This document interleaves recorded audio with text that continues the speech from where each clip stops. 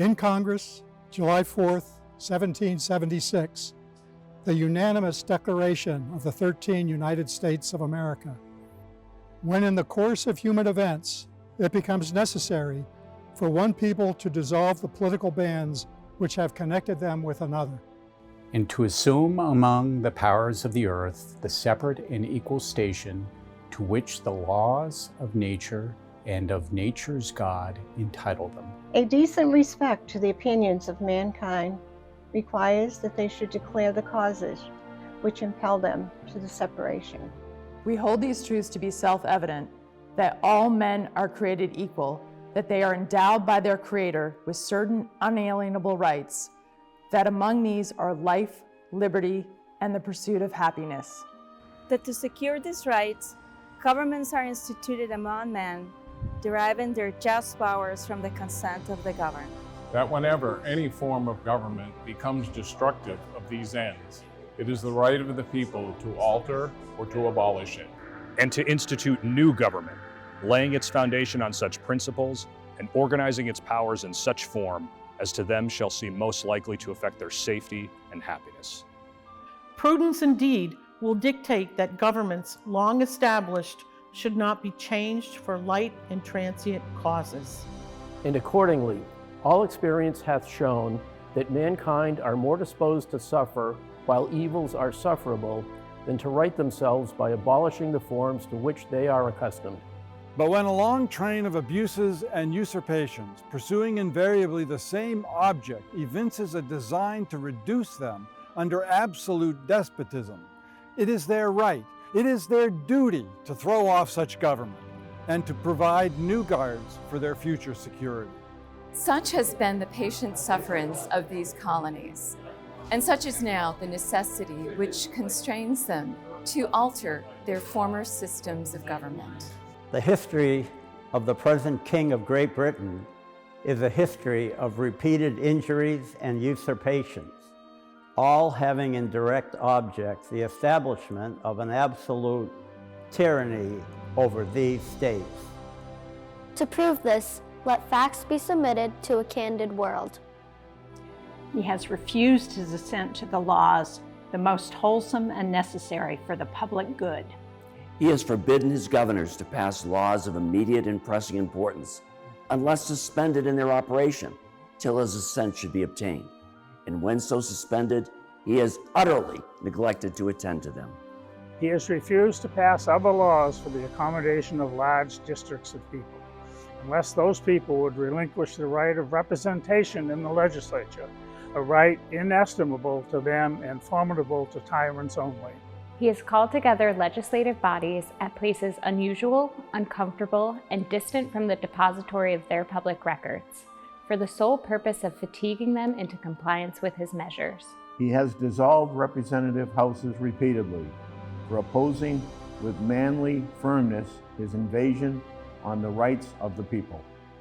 He has refused for a long time, after such dissolutions, to cause others to be elected, whereby the legislative powers, incapable of annihilation, have returned to the people at large for their exercise. The state remaining in the meantime exposed to all the dangers of invasion from without and convulsions within.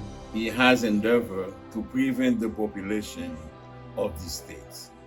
For that purpose, obstructing the laws for naturalization of foreigners, refusing to pass orders to encourage their migrations, either, and raising the conditions of new appropriation of lands.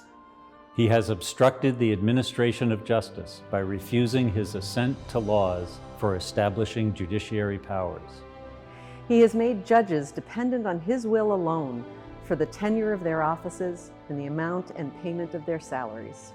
He has erected a multitude of new offices and sent hither swarms of officers to harass our people and eat out their substance. He has kept among us, in times of peace, standing armies without the consent of our legislatures. He has effected to render the military independent of and superior to the civil power. He has combined with others to subject us to a jurisdiction foreign to our Constitution, and unacknowledged by our laws, given his assent to their acts of pretended legislation. For quartering large bodies of armed troops among us. For protecting them by a mock trial from punishment for any murders which they should commit on the inhabitants of these states. For cutting off our trade with all parts of the world. For imposing taxes on us without our consent. For depriving us, in many cases, of the benefits of trial by jury. For transporting us beyond seas to be tried for pretended offenses.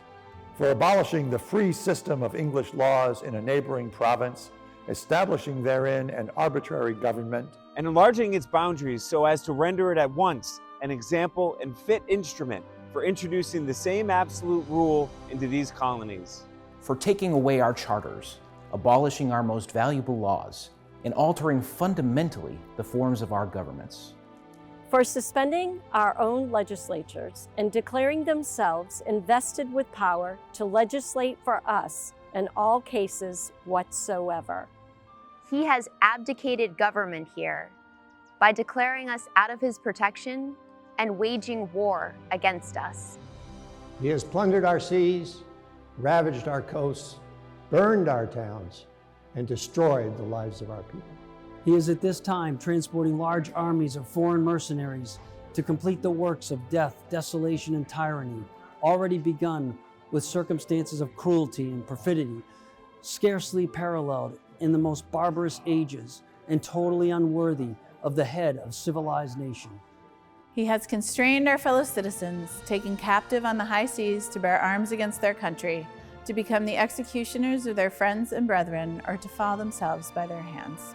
He has excited domestic insurrections amongst us and has endeavored to bring on the inhabitants of our frontiers, the merciless Indian savages, whose known rule of warfare is an undistinguished destruction of all ages, sexes, and conditions. In every stage of these oppressions, we have petitioned for redress in the most humble terms. Our repeated petitions have been answered only by repeated injury.